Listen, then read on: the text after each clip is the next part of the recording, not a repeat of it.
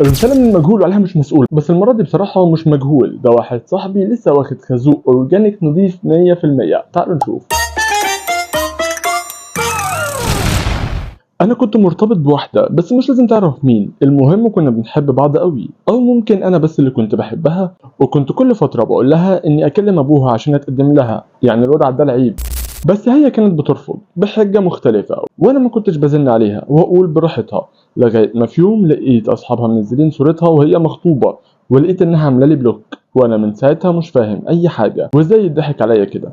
فعايزك تقول لي ايه احسن حاجة ممكن اعملها عشان انساها وانسى اللي عملته معايا ده، عشان مش عارف انساها ولا انسى انها ازاي ضحكت عليا كل الفترة دي وانا ما كنتش اعرف. يا ريت ما تسالش، انت اخترت الشخص المناسب في الوقت المناسب. تعالوا نشوف. بص انا للاسف مش هعرف اقول كلام مش كويس لان انت صاحبي وهتشوف الفيديو وكل الناس تشوف الفيديو، فنحاول نلم الموضوع. بص يا سيدي، الموضوع بكل بساطة سهل جدا. اول حاجة خلاص هي خزوقتك وضحكت عليك وراحت لصاحب نصيبها، فانت تعمل ايه بقى؟